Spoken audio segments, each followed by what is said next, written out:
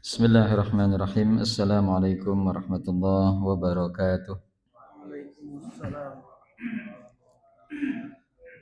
Innal hamdalillah nahmaduhu wa nasta'inuhu wa nastaghfiruh wa na'udzu billahi min shururi anfusina wa min sayyiati a'malina. May yahdihillahu fala mudilla lahu wa may yudlilhu fala hadiya lahu.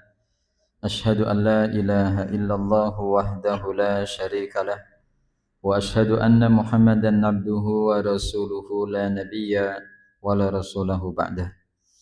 Allahumma salli wa sallim ala nabiyyina Muhammadin sallallahu alaihi wasallam wa ala alihi wa sahbihi wa man tabi'ahum bi ihsanin ila yaumil qiyamati amma ba'd. Rabbi shrah li sadri wa yassir li amri wahlul 'uqdatam min lisani yafqahu qawli.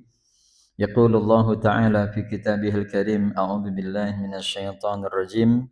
Ya ayyuhalladzina amanu taqullaha haqqa tuqatih wa la tamutunna illa wa antum muslimun. Ma'asyiral muslimin wal muslimat, Bapak Ibu yang insyaallah dirahmati Allah. Alhamdulillah pada kesempatan malam hari ini kita bisa bermuajahah, dan ini kesempatan pertama dan juga silaturahmi saya yang pertama di masjid yang dikenalkan ke saya, namanya Masjid IKLP, singkatan dari Ikatan Keluarga Labuan Labuh.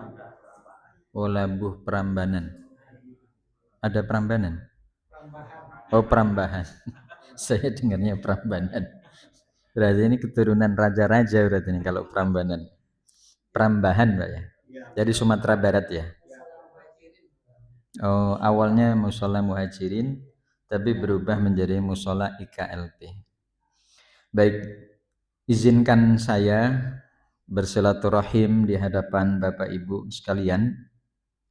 Mudah-mudahan silaturahim yang berbalut thalabul ilmi yang kita laksanakan pada malam hari ini menghasilkan beberapa manfaat, di antaranya mudah-mudahan Allah berikan keberkahan atas ilmu yang kita cari dan umur yang kita saat ini Allah titipkan kepada kita juga mampu kita amanahkan dengan baik untuk diri kita masing-masing, sehingga waktu yang kita miliki pun bukan waktu yang terbuang begitu saja, tapi ini menjadi sebuah kemaslahatan dan kemanfaatan.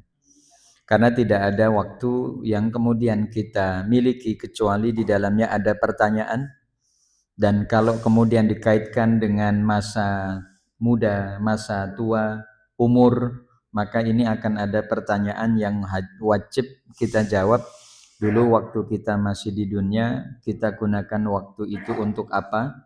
Dan dulu waktu kita masih muda, pertanyaannya adalah waktu muda kau manfaatkan untuk apa?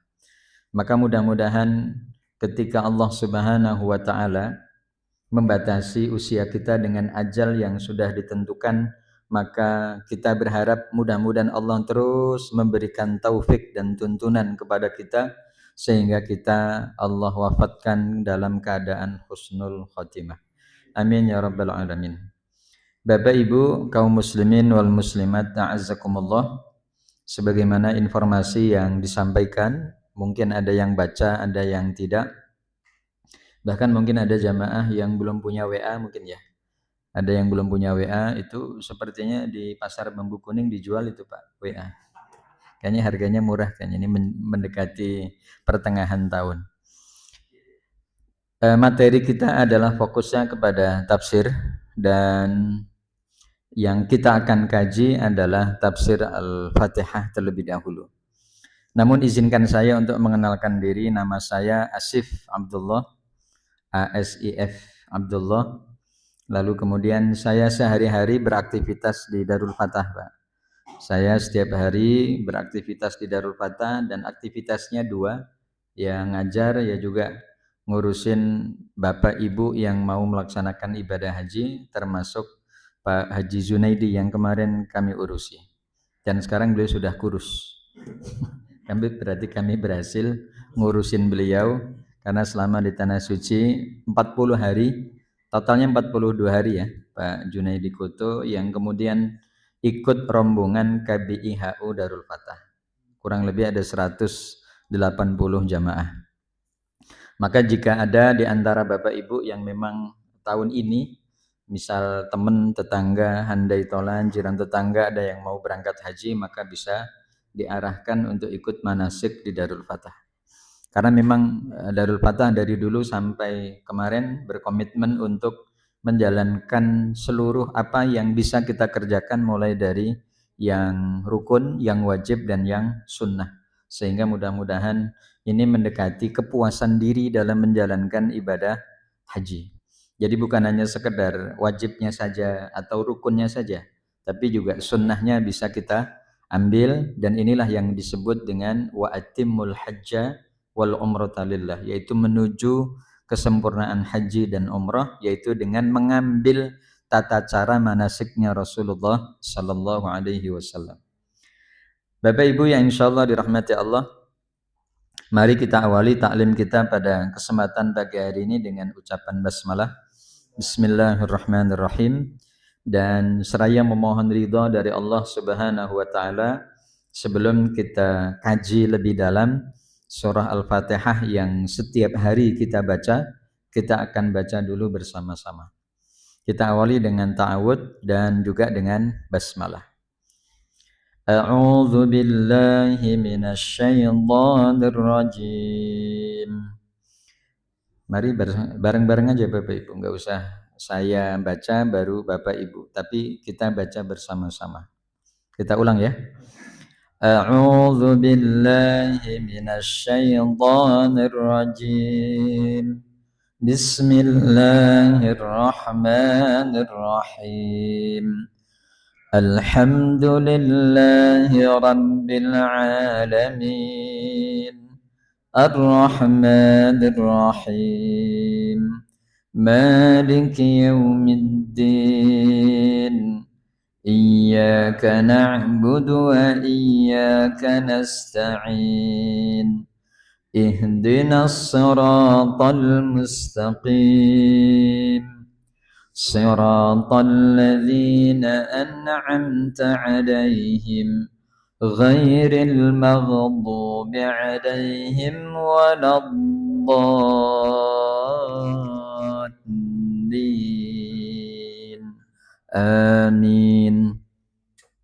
Allahumma arhamna bil Quran. Bapak Ibu yang insyaallah dirahmati Allah, setelah kita membaca surah Al-Fatihah, maka mari kita bertanya kepada diri kita masing-masing, saat ketika kita membaca surat ini, apakah kita sudah mengerti tentang kandungan isi yang ada di dalamnya?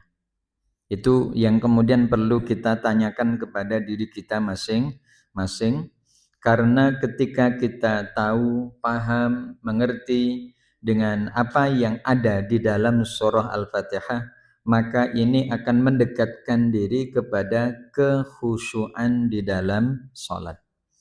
Jadi kita bukan hanya sekedar membaca, walaupun jika Bapak Ibu membaca Al-Quran tanpa tahu artinya pun tetap dapat poin, yaitu poin pahala dari Allah. Namun yang kita inginkan, karena Al-Quran adalah darsul hayah, yaitu pelajaran hidup, maka kan bukan hanya sekedar membacanya, tetapi wajib hukumnya bagi kita untuk mengetahui kandungan agar kita bisa mengamalkannya. Kan pertanyaan sederhananya juga, bagaimana kita mau mengamalkannya kalau kita nggak tahu artinya? Atau kita juga nggak ngerti apa yang ada di dalam surah tersebut. Misal ketika kita membaca surah Al-Fil, kandungan apa yang ada di dalamnya? Lalu kemudian bagaimana kita mempraktekkan surah Al-Fil itu ada pada kehidupan kita. Ketika kita membaca surah Al-Lahab, ketika kita membaca surah Quraisy, membaca surah Al-Falaq, An-Nas, dan surah-surah lainnya, maka tentu ini tuntutan diri, bukan tuntutan orang lain, tuntutan diri kita untuk memahamkan diri agar apa yang kita baca itu kita bisa pahami. Orang kalau sudah paham kan enak ya Pak. Mau praktek juga kita sudah ngerti jalannya. Dan minimal ketika ada pertanyaan yang datang dari kita untuk kita, maka saat itu kita bisa jawab atau tidak. Misal kita dialog dengan diri kita. Hei Fulan, ini lagi ngobrol dengan diri sendiri ya Pak. Hei Fulan, tiap hari kan kamu baca Fatihah. Kamu paham gak isinya? Mulai dari awal surah Al-Fatihah itu sampai terakhir. Begitu kita menjawab, aku tidak tahu. Rugi amat ya kita tiap hari baca Al-Fatihah, tapi ternyata apa yang ada di dalamnya kita tidak tahu. Jadi kita bukan hanya sekedar menjalankan rukun di dalam sholat karena surah Al-Fatihah adalah bagian dari rukun sholat. Karena Rasulullah SAW bersabda, la sholata liman lam yaqra bi fatihatil kitab. Jadi dianggap tidak sah Bapak Ibu orang yang sholat tapi tidak baca Fatihah. Soal problem nanti bagaimana kalau berjamaah makmum kapan bacanya itu soal lain. Tetapi kaidah dasar yang perlu untuk kita ketahui adalah Al-Fatihah adalah bacaan rukun di dalam sholat yang tidak bisa ditinggal. Nah ini yang kemudian karena saking pentingnya maka kan harus kita koneksikan. Oh iya, berarti wajib hukumnya saya paham dengan isi kandungan surah Al-Fatihah. Ini sebagai pemantik kesadaran kita agar kita lebih semangat lagi untuk belajar tafaqquh fiddin, terutama Al-Quran yang menjadi bagian dari kehidupan kita yang tidak terpisahkan. Kan nggak mungkin Bapak Ibu kita memisahkan diri dari Quran, menjauhkan diri dari Al-Quran sama saja menghinakan diri di hadapan Allah. Karena Quran dan Sunnah adalah dua wasiat Rasul yang ditinggalkan untuk kita baca dan kita amalkan yang ada pada keduanya. Hanya bedanya kalau kita baca hadis Nabi nggak ada pahalanya Bapak Ibu. Jadi kita baca innamal a'malu binniyat itu pahala bacanya nggak ada, tetapi kita akan dapat pahala ketika kita mengamalkan hadis itu, yaitu tentang niat. Bapak Ibu berangkat ke masjid di KLP, tapi tujuannya untuk lillahi ta'ala, untuk sholat maghrib, untuk sholat sunnah, lalu dihubungkan dengan taklim, maka ini termasuk dari pengamalan hadis Rasul yang bersumber dari Umar bin Khattab. Nah ini beda kalau kita baca Quran, maka Nabi mengatakan orang baca Quran paham nggak paham, lancar atau terbata-bata, maka ia tetap mendapat bagian jatah pahalanya dengan kualitas yang berbeda dan pemberian pahala yang berbeda. Ini yang kemudian membedakan. Tapi kan bukan hanya sekedar minimal ya Pak Ibu. Tapi kalau bisa kita belajar Quran itu ya maksimal. Maka untuk membaca Quran itu kan paling tidak kita menguasai tajwidnya dan tahsinnya. Kan mungkin selama ini masyarakat kita hanya mempelajari tajwidnya, tapi tidak mempelajari tahsinnya. Maka kalau dua hal ini kita kolaborasikan, kita gabungkan, maka ini akan menjadi keelokan dari sisi ketika kita membaca Al-Quran. Ini yang kedua. Yang ketiga, kita akan masuk ke inti pembahasan dari surah Al-Fatihah. Bismillahirrahmanirrahim. Bapak Ibu dengan mengharapkan ridho dari Allah, kita akan mulai membahas tafsir Al-Quran yaitu surah Al-Fatihah. Bapak Ibu yang insya Allah dirahmati Allah, walaupun surah Al-Fatihah ini diletakkan di paling depan, ini bukan berarti surat pertama kali yang turun kepada Nabi itu adalah surah Al-Fatihah. Jadi antara apa yang diturunkan dengan tata letak yang saat ini kita baca itu berbeda. Sebagai contoh, yang pertama kali Allah turunkan kepada Nabi sampai Nabi, kalau bahasa kita itu dipegang kuat oleh malaikat Jibril untuk membaca surat dan ayat dari ayat 1 sampai ayat yang kelima, yaitu surah Al-Alaq. Dan surah Al-Alaq kita tahu jumlahnya ada 19 Pak. Berarti tidak serta-merta surah Al-Alaq saat ketika beliau bertahanus menyendiri di Gua Hira itu kemudian blek langsung 19 ayat dari surah Al-Alaq itu diturunkan. Tetapi bertahap. Maka ketika Allah pertama kali turunkan surah Al-Alaq kan berarti sisa ayat berikutnya setelah ayat yang kelima kan disimpan. Lalu kemudian setelah sempurna, bagaimana proses Al-Quran itu diturunkan oleh Allah kepada nabinya, yaitu kepada Nabi Muhammad Sallallahu Alaihi Wasallam. Baru kemudian Allah yang memerintahkan kepada nabinya untuk menyusun susunan-susunan itu sebagaimana yang saat ini kita jumpai. Maka ayat demi ayat yang ada di dalam Al-Quran, sebagaimana yang ada di dalam kitab Al-Itqan fi Ulumil Quran, itu memberikan penjelasan bahwa kalau bahasa buku, layout, tata letak Al-Quran itu semuanya adalah dari Allah Azza wa Jalla, bukan buatan Rasulullah Sallallahu Alaihi Wasallam. Karena Quran itu secara ijmali, secara keseluruhan itu dari Allah. Jadi sampai letaknya pun Allah yang ngatur, bukan Nabi Muhammad SAW, agar kita jadi paham dan ini menjadi hujah, menjadi dalil di hadapan orang-orang yang sangsi, yang ragu terhadap Al-Quran bahwa Nabi tidak cawe-cawe ketika Al-Quran itu dibacakan. Jadi tugas Nabi itu hanya iblagh, menyampaikan saja. Adapun isinya, lalu kemudian urutan-urutannya, maka ini bersifat tauqifi. Tauqifi itu apa yang beliau terima, itu yang kemudian beliau baca, disampaikan kepada umatnya, mana yang menjadi urutan-urutannya, itu yang kemudian juga diikuti oleh Rasulullah Sallallahu Alaihi Wasallam. Maka Bapak Ibu, surah Al-Fatihah ini turun surah yang kelima, yaitu setelah surah Al-Muddathir dan Al-Muzammil. Jadi yang pertama kan Al-Alaq, kemudian yang kedua Al-Qalam, kemudian yang ketiga Muddathir, yang keempat Muzammil, baru kemudian yang kelima adalah surah Al-Fatihah. Lalu kenapa ini diletakkan di depan? Karena sesuai dengan namanya. Al-Fatihah itu diambil dari kata fataha yang artinya membuka. Maka surah Al-Fatihah sebagai surat pembuka dari surat-surat yang lain yang ada di dalam Al-Quran yang jumlah secara keseluruhan ada 114.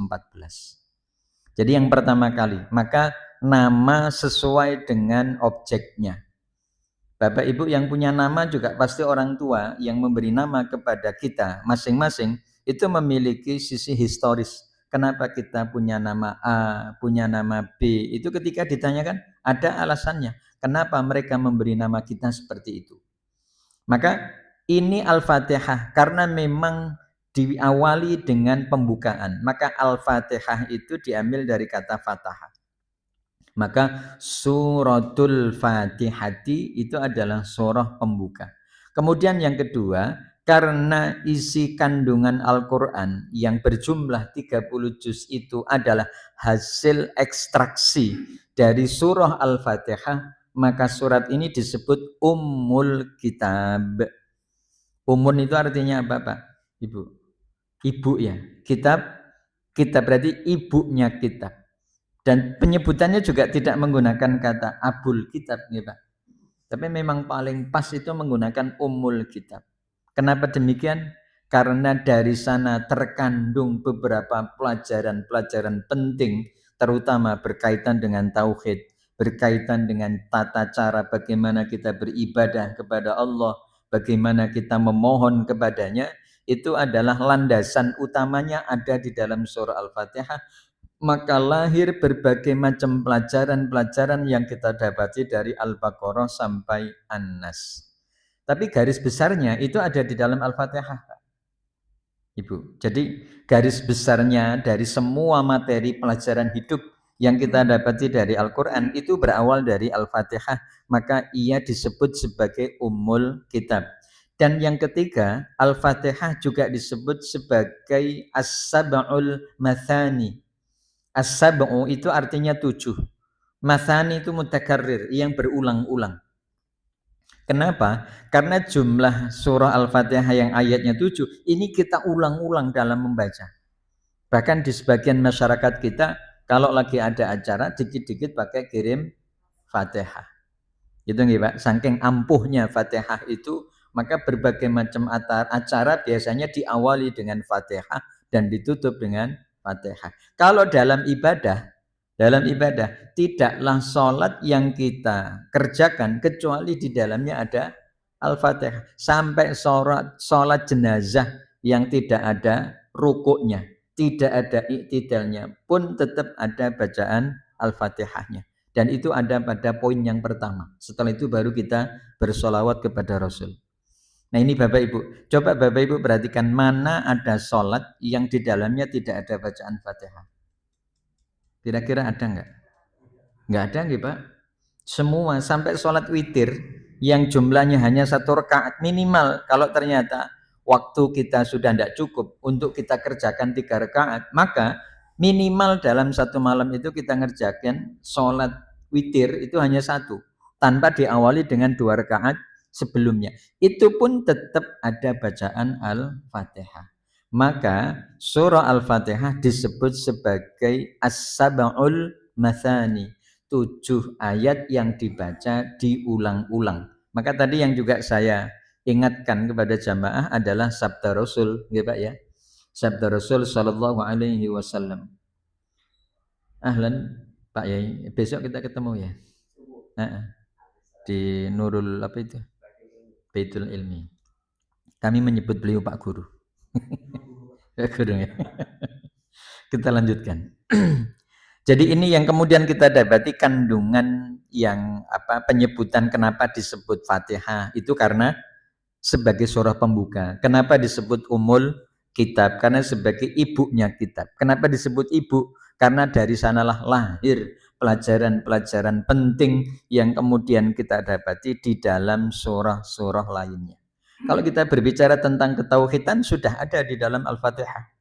Dari kalimat iyyaka na'budu wa iyyaka nasta'in.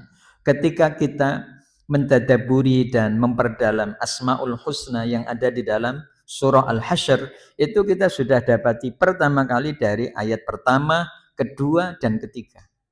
Dari Bismillahirrahmanirrahim, Alhamdulillahirabbil alamin, Ar-Rahman Ar-Rahim. Ini yang kemudian kita dapati dari kandungan secara umum dari penyebutan nama.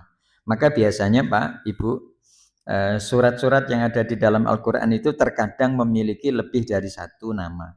Seperti ini Al-Fatihah kan punya nama banyak gitu. Kemudian surah Al-Lahab itu juga punya nama banyak. Ada surah Al-Lahab, ada surah Tabat, ada surah Al-Masad. Tapi lebih dikenal dengan surah Al-Masad. Kemudian berikutnya pada ayat pertama yang kita dapati yaitu Bismillahirrahmanirrahim. Bi itu artinya dengan. Ismun nama. Allahi Allah. Ar-Rahman kang. Kang itu bahasa Jawa ya Pak. Saya terbiasa ngertiin pakai bahasa Jawa. Karena dulu saya itu lahir kecil diajari ngertiin tafsir Al-Quran itu pakai bahasa Jawa sama Bapak almarhum. Di kelas 2 SD itu saya sudah diajari. Maka sampai hari ini kalau baca arti itu kadang suka mengkol dulu ke arti bahasa pesantren. Maka kami dulu ngertiinnya gini, Bismillahi kelawan nyebut asmane Allah gitu. Ar-Rahmani kang paring murah ing dalam dunya lan akhirat, Ar-Rahimi kang paring asih ing dalam akhirat bloko. Nah, itu kalau orang-orang Padang kan nggak paham gitu. Orang paham babar pisan. Artinya bloko itu hanya. Maka ini dengan menyebut nama Allah yang maha pengasih lagi maha penyayang. Maka kemudian ada orang yang mengartikan Allah bisa memberi ya kepada siapapun, tapi Allah hanya menyayangi kepada orang-orang yang beriman saja. Jadi maknanya begitu. Ya, maknanya begitu. Jadi kenapa Bapak Ibu? Ini kan menjadi pertanyaan ya. Kenapa di dalam surah Al-Fatihah ini diawali dengan Bismillahirrahmanirrahim, yaitu dengan menyebut nama Allah Subhanahu wa taala. Maka faedah ataupun manfaat yang kita dapati pada ayat yang pertama adalah ketika Allah mengawali kitabnya dengan mengucapkan atau membaca bismillah liyursyida ibadahu, untuk memberikan petunjuk kepada hamba-hambanya an yabda'u a'malahum, ketika mereka memulai perbuatan mereka, wa aqwalahum, dan ucapan mereka, lalu kemudian biha dengan menggunakan bacaan bismillah. Tolaban li'aunihi wa taufiqihi. Jadi ketika kita membaca bismillah sebelum kita minum, dua hal yang kita minta kepada Allah, yaitu apa? Agar kita senantiasa ingat dengan Allah, karena ini bagian dari rizki yang Allah berikan, Pak. Kalau Bapak disuruh milih minum atau milih makan, jangan milih dua-duanya, Pak. Kon milih ini berarti satu. Andai kata disuruh milih, Bapak mendingan milih makan atau milih minum? Dua-duanya. Dua-duanya, baik. Tapi andai kata oke, kita tidak disuruh untuk memilih dua-duanya, mana yang didahulukan, makan dulu atau minum dulu? Nah, itu baru minum dulu nih Pak. Setelah itu makan, nggih nglancarke tenggorokan, biar tidak keselek gitu nggih. Tidak keselek. Maka bismillah. Dan andai kata kita lupa saat ketika kita memulai aktivitas makan pun, itu juga tetap dianjurkan untuk baca bismillah, yaitu bismillahi awwalihi wa akhirihi. Kalau ternyata di tengah-tengah aktivitas makan kok ingat, oh ya Allah tadi belum baca bismillah, enggak apa-apa. Masih ada alternatif yang diajarkan untuk kita bisa lakukan, yaitu membaca bismillah di tengah-tengah aktivitas makan. Supaya kita paham dan ngerti, jiwa kan gitu, ketika kita ngobrol dengan diri, kamu ini lagi makan nikmat yang Allah berikan. Kamu bisa makan nasi plus sayur plus lauk, lauknya rendang, itu nikmat Allah yang luar biasa, syukuri. Maka begitu kita selesai makan, yang kita ucapkan apa Pak? Alhamdulillah. Selesai itu baru dibuktikan bahwa makan kita itu untuk menguatkan jiwa raga kita, maka berangkat ke masjid untuk melaksanakan sholat. Itu yang disebut dengan syukur yang lipat-lipat, qaulan wa fi'lan, ucapan dan perbuatan. Ucapan kita ucapin alhamdulillah setelah makan, setelah minum, lalu kemudian dibuktikan dengan tindakan nyata berangkat ke masjid walaupun Bapak Ibu masih kondangin alias kondangan. Apalagi besok ya, besok itu kan hari kondangan sedunia. Ya, Bapak udah dapat kondangan belum? Dari Aprozi, anggota dewan, gitu ya. Nikahin anaknya. Enggak dapat undangan, Pak? Enggak dapat ya. Saya dapat sih, tapi takut datangnya. Harap ngamplop piro ngono ya. Nah, ini yang kemudian dikaitkan dengan ucapan bismillah yang ternyata meliputi dua hal, ucapan dan perbuatan, sehingga kita mau ngomong apapun itu bismillah. Maka kalau Bapak nyun sewu nggih, Bapak mau nasihatin Ibu, itu awali dengan bismillah. Bismillah. Izin Ibu mau memberi nasihat. Boleh? Enggak boleh. Alhamdulillah.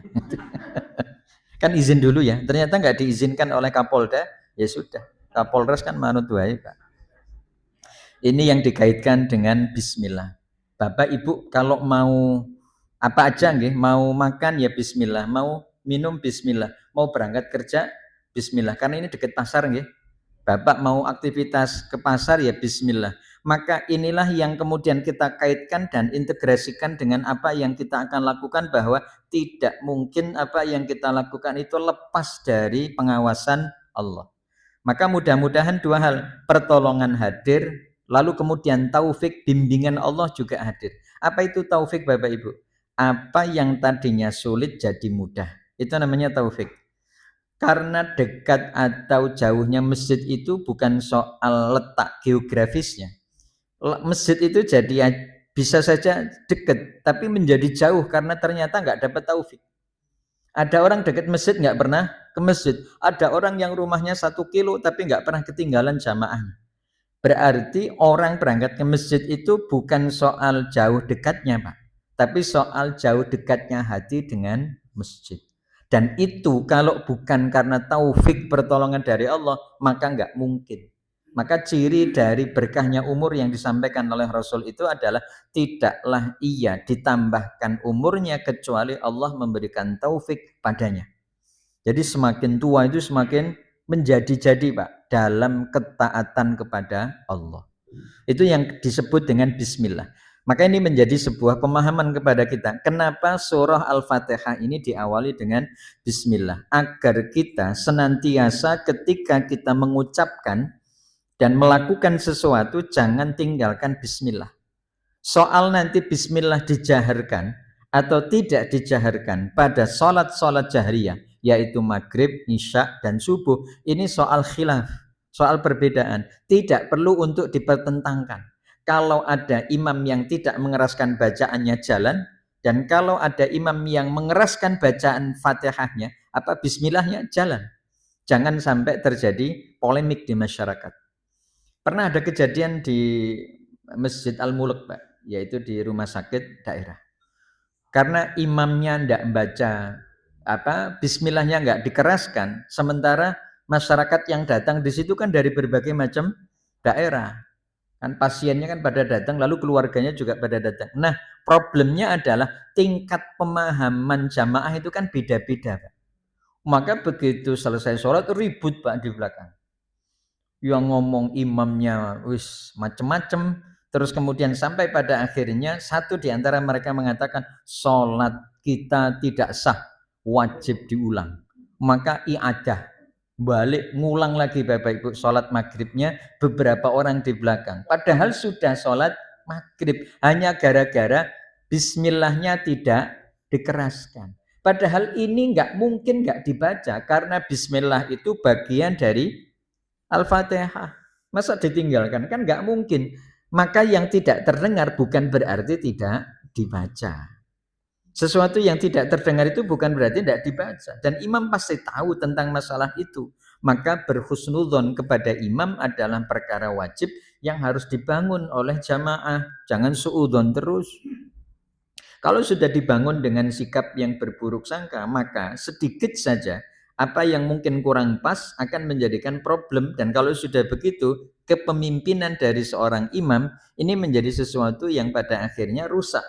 Sebab karena jamaah tidak loyal, jamaah tidak percaya. Maka biasanya karena masyarakatnya macam-macam, ya kalau ada orang yang pertama kali datang harus baca situasi. Maka kalau kemudian saya pertama kali datang ke sini kan saya mungkin tidak mau Pak jadi imam, karena saya tidak ngerti kebiasaan masyarakat kita. Tapi kalau sudah biasa dan tahu saya ikut iramanya, ya berarti tidak ada masalah. Karena saya mengikuti bagaimana biasanya masyarakat setempat, apakah bismillahnya dijaharkan atau tidak. Ini yang kemudian kita dapatkan faedah pertama dari ayat yang pertama, yaitu bismillah. Maka Bapak Ibu, faedah yang kita dapati, membaca bismillah bukan hanya saja di dalam sholat, tapi juga di luar sholat. Untuk perbuatan baik, maka tidaklah perkara itu kita kerjakan kecuali diawali dengan bismillah. Kemudian yang kedua, Ar-Rahman Ar-Rahim, yang diartikan yang maha pengasih ya. Semua orang dikasih, semua makhluk Allah dikasih, diberi. Yang maha pengasih lagi maha penyayang. Maka kemudian banyak orang yang mengartikan semua orang bisa dikasih, tapi tidak semua orang bisa disayang. Artinya apa Bapak Ibu? Untuk pemahaman kita lebih mudah, Ar-Rahman itu artinya rahmat Allah yang begitu amat luas diberikan kepada siapapun dan apapun. Bapak bisa perhatikan bagaimana semut itu bisa masuk ke dalam toples gula, yang dimana toples itu ada di dalam lemari. Ya, itu sesuatu yang kayaknya susah untuk dinalar tapi ada di hadapan kita. Itu bagian dari rahmat Allah kepada semut, karena semut punya hak untuk hidup. Bapak Ibu mau naruh makanan di mana, semut tahu. Ya, Bapak Ibu terutama yang manis-manis. Kalau yang gorengan aman Pak, dia nggak mau gorengan. Dia yang manis-manis mau. Jadi nyimpan gula, nyimpan madu, ya mau madu asli, mau madu murni, itu nanti kalau ketahuan juga kena problemnya. Tahu bedanya Pak? Madu asli sama madu murni? Enggak, tanya nanti sama beliau ya. Baik, karena kita tidak lagi membahas permaduan. Kalimat Ar-Rahman ini artinya adalah sifat yang dimiliki oleh Allah, yaitu apa? Welas asih kasih sayang. maka Allah tidak membiarkan kucing yang terlantar. Maka dia akan hidup dengan caranya karena Allah sudah memberikan rezeki. Wa ka'ayyim min dabbatin fil ardi illa 'alallahi rizquha. Yarzuquha wa iyyakum. Itu yang Allah sampaikan di akhir-akhir dari surah Al-Ankabut atau halaman kedua dari juz 21.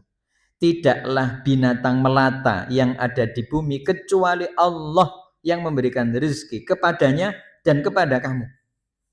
Maka soal rezeki itu bukan identik dengan duit doang. Rezeki itu apapun yang Allah beri untuk kemaslahatan manusia namanya rizki. Jadi rezeki itu artinya pemberian, Pak. Pemberian dari Allah dalam bentuk apapun, baik materi, imateri. Nafas yang saat ini gratis Allah berikan, itu rezeki, Pak. Kalaulah ini dibanderol dengan harga, maka nggak akan mungkin kuat kita untuk membelinya. Ini cuma-cuma, Pak. Kita nafas dengan lancar lewat perangkat-perangkat yang sudah Allah sediakan dari paru-paru dan yang lain-lainnya. Itu adalah bagian dari nikmat yang Allah khususkan untuk diberikan kepada manusia. Itu tanda rahmannya Allah, semuanya dapat. Tetapi kemudian kata Ar-Rahim yang artinya penyayang diartikan Ar-Rahmatul Musilah lil Mu'minin. Ini tafsirnya. Jadi kata Ar-Rahim itu artinya adalah sifat sayangnya Allah yang hanya diberikan kepada orang-orang mukmin tok doang, Pak. Jadi kalau dulu orang kafir dapat di sini, Pak, di dunia, dia dapat sesuai dengan jatahnya dan itu adalah bagian dari rahmat Allah. Ya, bagian dari rahmat Allah. Maka jangan mempertentangkan tentang apa yang Allah berikan kepada setiap manusia karena apa yang Allah berikan kepada kita itu berbeda. Jangankan kok kita dengan ngebandingin dengan orang-orang kaya di atas kita. Kita membandingkan di antara kita aja kita sudah akan melihat perbedaan itu, Pak. Ya, kita berada di pemukiman padat penduduk di sini. Maka kemudian kita bisa membandingkan ternyata apa yang Allah berikan kepada setiap kita di sini dengan tetangga-tetangga kita beda-beda. Maka rizki tidak boleh dibandingkan dengan sesuatu yang di atas kita dan tidak perlu disandingkan. Tetapi yang ada rizki itu disyukuri. Begitu udah nyampe tangan, sudah tutup telinga, tutup mata, lalu kemudian membanggakan diri dengan memperbanyak syukur kita kepada Allah lewat ketaatan. Jadi kalau kita sibuk dengan kenapa saya dapat segini, itu fulan dapat segitu, apa yang salah? Enggak ada yang salah, Pak. Kita yang salah yang membandingkan nikmat kepada orang yang di atas kita. Ini maknanya rahim itu adalah sifat rahmat, kasih sayang Allah yang hanya diberikan kepada orang-orang mukmin, maka tidak akan Allah berikan kepada orang kafir. Itu sudah pasti. Maka nanti di akhirat Bapak Ibu, ratapan-ratapan yang tak berkesudahan itu hanya akan dirasakan oleh orang-orang kafir. Coba Bapak Ibu nanti perhatikan, menyelam kedalaman dari surah terakhir dari surah Al-Ahzab sebelum masuk surah Saba, juz 22. Ketika Allah memberikan pemahaman kepada kita tentang nasib orang-orang kafir, apa yang Allah sampaikan? Yauma tuqallabu wujuhuhum finnar. Ketika wajah-wajah mereka itu tertelungkup, kalau bahasa kita itu didorong dari belakang oleh para malaikat sampai mereka terjelungkup. Apa bahasanya ya? Tersungkur. Kalau jelungup itu bahasa apa, Pak? Bahasa Jawa. Mohon maaf kalau saya nyampur-nyampur nih Bapak Ibu. Tersungkur. Maka begitu mereka tersungkur, apa yang kemudian mereka mengatakan? Qalu ya laitana ata'na Allah wa ata'na Rasulah. Ya Allah, celakalah kami. Andai kata dulu kami taat kepada Allah, taat kepada Rasul, mungkin nggak begini ceritanya. Nggak mungkin kami akan masuk ke dalam neraka. Tapi kan sudah terlambat.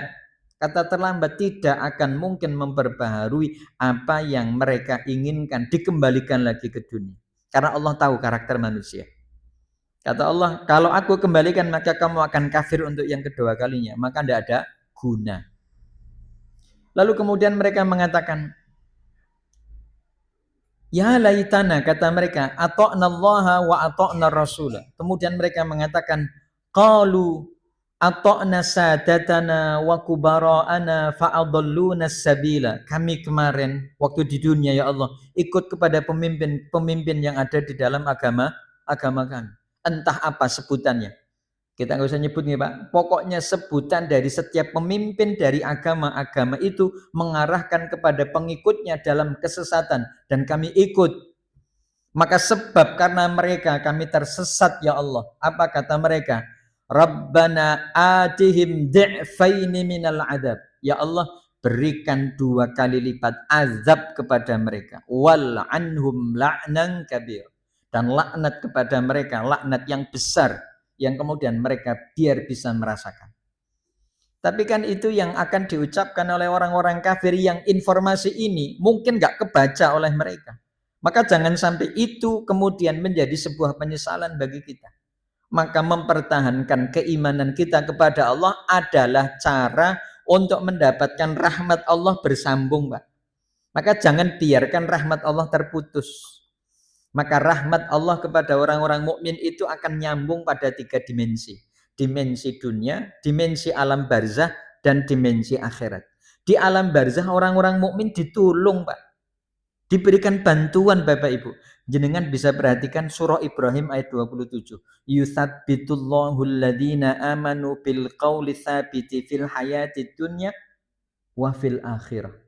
Jadi begitu jenengan saya ditinggal oleh saudara-saudara tercinta, tidak ada lagi yang mau nemenin kita, Pak. Ya, di alam barzah, di alam kubur itu yang kemudian hanya 2x1. Orang yang dulu mengatakan I love you every day, mengatakan tiap hari aku I love you, aku cinta padamu. Tapi begitu kita mati, apakah kemudian beliau-beliau itu mau menemani kita? Ternyata tak sudi mereka menemani kita. Lalu siapa yang nemenin? Amal. Amal kebaikannya kayak kita duduk di majelis ilmu ini adalah bagian dari cara bagaimana kita sedang menjemput hidayah, mempertahankannya, lalu kemudian membebankan bobot timbangan kebaikan kita saat nanti mizan itu betul-betul ditimbang. Maka begitu mereka meninggalkan kita, kan kita didudukin Bapak Ibu oleh 2 malaikat, yang satu di dekat kepala, yang satu berada di dekat kaki.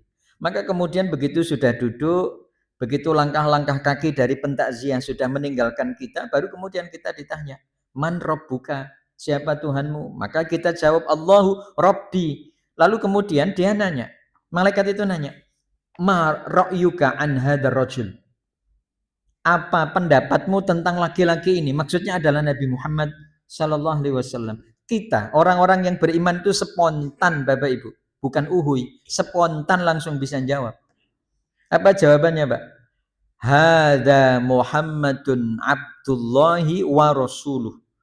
Pertanyaannya adalah dari mana kalimat itu meluncur dari lisan kita? Kalaulah bukan dari pertolongan Allah sesuai janjinya dari Ibrahim ayat 27. Allah tetapkan ucapan untuk orang-orang mukmin baik di dunia maupun di akhirat. Maka orang mukmin itu kenceng Pak imannya. Mau bagaimanapun keadaan dunia. Ya mau kita dalam keadaan fakir atau kita dalam keadaan kaya, raya sekalipun, iman itu tidak akan tercerabut dari dalam hati kita karena itu adalah harta yang paling mahal yang pernah Allah titipkan kepada kita. Itu bagi yang tahu loh Pak. Ya, lilladzina ya'lamun. Bagi orang yang tahu itu, tidak ada bandingannya dengan apa yang Allah titipkan kepada kita berupa iman. Maka iman itu that's very very expensive, sangat mahal Pak. Tapi bagi orang yang nggak tahu, itu akan berubah menjadi sesuatu yang sangat murah, lebih murah daripada beras 10 kilo, lebih murah daripada mie sakdus yang harganya berapa? 40.000 ya? Ya kira-kira itulah 40.000 sama beras 10 kilo ya sekitar 170-an lah. Masa iya hanya sekitar 250 atau 230? Segitukah iman kita kepada Allah? Padahal kalau dia tahu, jangankan kok dus-dusan ataupun kemudian berapa kintal, berapa ton beras yang ditawarkan, itu masih jauh lebih murah. Karena iman kita kepada Allah itu enggak ada bandingannya. Bagi yang tahu. Nek bagi yang enggak tahu ya los-los aja. Sing penting mangan, ya Pak ya. Sing penting mangan, yang penting hidup enak, yang penting ada yang nanggung gitu. Toh kalau kemudian ribut tetangga juga nggak pernah dengerin rintihan saya kalau saya nggak makan. Ternyata ada orang lain yang nawarin, Pak, tak kasih beras selama 2 tahun ya. Apa syaratnya? Lock out. Ngerti lock out, Pak? Keluar gitu, keluar dari agama Islam. Itu namanya lock out. Nah, sementara kalau dari luar masuk ke dalam lock in gitu. Dia masuk Islam, mu'alaf. Nah, ini yang membedakan, Pak, supaya rahmat Allah tidak terputus, maka pertahankan sesuatu yang Allah titipkan berupa iman. Kita hidup dengan iman, maka kita akan mati dengan iman. Nonton Bapak Ibu. Maka rahmat Allah nggak akan putus. Untuk siapa? Untuk orang-orang mukmin. Sampai, mohon maaf Pak, sampai kalau toh pada keadaan kita yang kritis nanti di alam akhirat, ini jangan sampai. Tapi kalau ternyata situasi itu, situasinya yang sulit, tetap saja Allah masih memberikan ampunan, Allah memberikan rahmat yang pada akhirnya Allah berikan jatah surga itu kepada siapa, Pak? Sahibul A'raf, kepada orang-orang yang berada di dataran tinggi, Pak. Siapa itu? Orang yang begitu ditimbang kebaikan sama keburukan itu tidak ke kanan, tidak ke kiri, 50-50. Itu adilnya Allah, Pak. Sampai presisi tentang apa yang disebut dengan timbangan kebaikan dan keburukan. Ngene loh, Pak. Nah, begitu tidak ke kanan, tidak ke kiri, maka golongan ini ditaruh di dataran tinggi, namanya A'raf. Dalam Al-Quran kan ada nih, surah Al-A'raf. Itu setelah Al-An'am. Surah itu berbicara tentang orang yang memiliki kebaikan dan keburukan yang berimbang. Maka ketika pandangan mereka dipalingkan untuk melihat penduduk surga, mereka mengatakan, ya Allah, kami rindu untuk bisa ketemu dengan saudara-saudara kami yang ada di surga. Tapi begitu wajahnya dipalingkan ke neraka, karena mereka juga tahu tentang penduduk neraka. Apa doa mereka? Rabbana la taj'alna ma'al qaumidz zalimin. Jadi kalau Bapak Ibu sering berdoa dengan itu tandanya adalah doanya penduduk A'raf, supaya kita ini jangan dijadikan dan dikumpulkan bersama orang-orang zalim. Siapa orang zalim? Orang musyrik. Karena orang zalim itu adalah orang yang menyekutukan Allah, yang pada akhirnya Allah hukum untuk dimasukkan ke dalam neraka khalidina fiha. Lawang hidup kok godolanan. Ya Pak ya. Hidup kita di dunia ini kok untuk mainan. Maka apa yang kemudian dilakukan secara main-main, maka hasilnya ia akan nangis-nangis. Tapi kalau kemudian dunia ini kita seriusi untuk ngejar prestasi akhirat, maka yakinlah kita akan banyak tersenyum di akhir dari sebuah perjalanan kita sebagai hamba Allah yang beriman. Maka mendingan susah-susah dahulu. Kalau pepatah kita mengatakan apa nih Pak? Rakit-rakit ke hulu, berenang-renang ke tepian. Wa malladzatu illa ba'da ta'di. Kalau kata mutiara yang biasa diapalin sama anak-anak itu, tidaklah kenikmatan itu didapatkan kecuali setelah kepayahan. Kita ini payah Pak hidup di dunia. Karena apa? Banyak hal-hal yang dilarang. Ini tidak boleh, itu tidak boleh, ini tidak boleh. Tidak bolehnya kan sebetulnya untuk menghormati dan menjaga kehormatan kita. Kenapa enggak boleh makan babi? Kenapa enggak boleh makan sesuatu yang dilarang? Bagaimana cara mendapatkannya? Itu agar kehormatan dan kemuliaan kita itu tetap senantiasa terjaga dengan kualitas iman. Maka yang kemudian kita dapati dari ayat pertama adalah Bismillahirrahmanirrahim. Satu, kesimpulannya apa Bapak Ibu? Bahwa apa yang kita ucapkan dan apa yang kita lakukan diawali dengan menyebut nama Allah. Maka kalau Bapak Ibu lupa doa apa aja, maka diawali saja dengan Bismillah.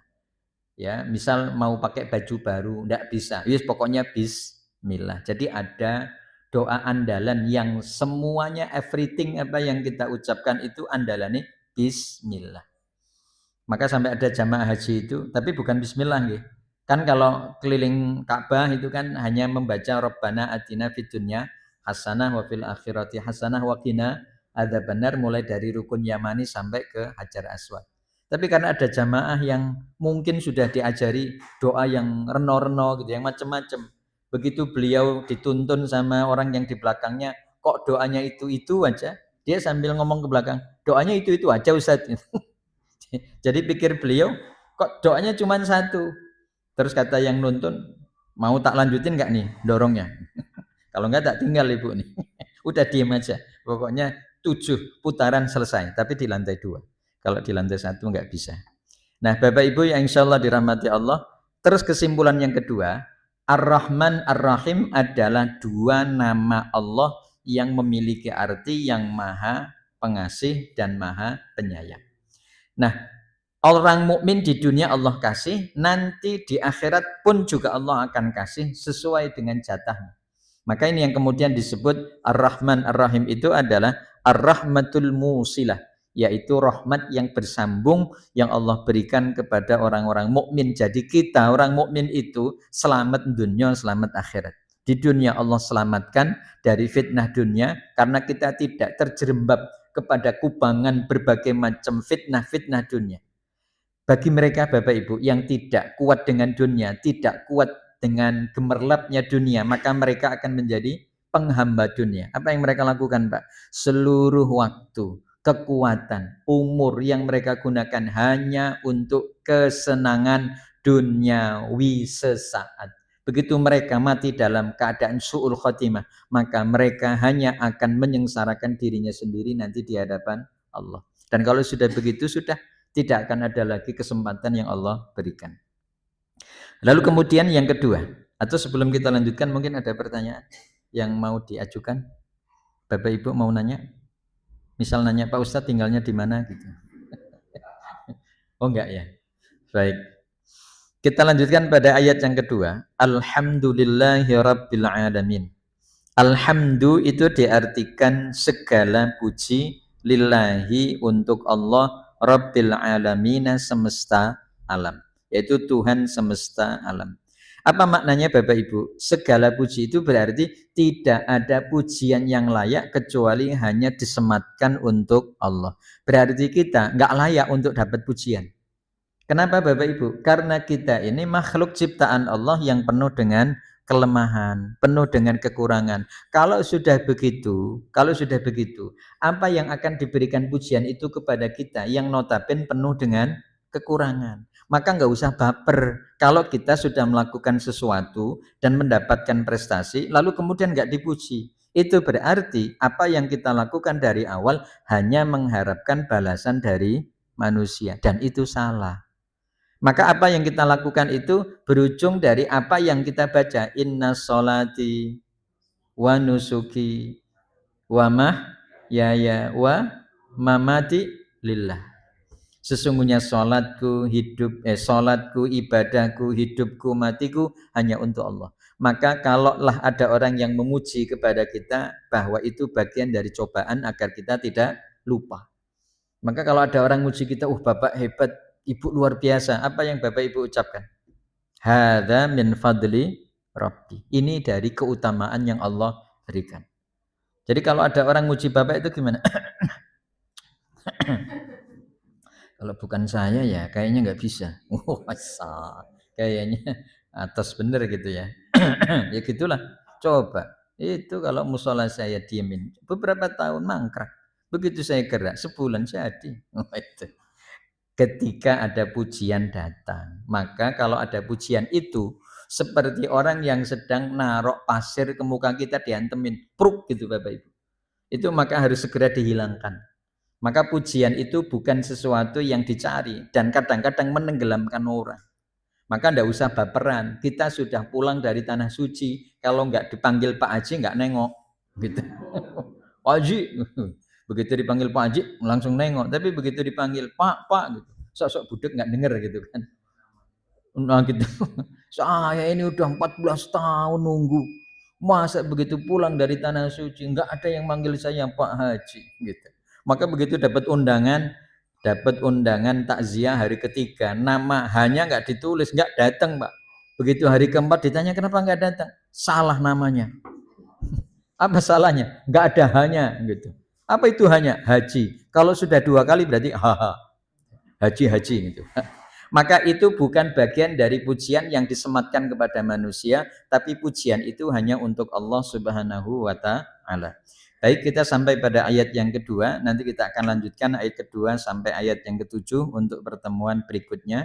Mudah-mudahan Allah masih beri kesempatan kepada kita untuk bertolabul ilmi, duduk kembali di majelis ilmu, dan kita tutup doa dengan doa kafaratul majelis. Subhanakallahumma bihamdik asyhadu an la ilaha illa anta astaghfiruka wa atubu ilaik. Wassalamualaikum warahmatullahi wabarakatuh.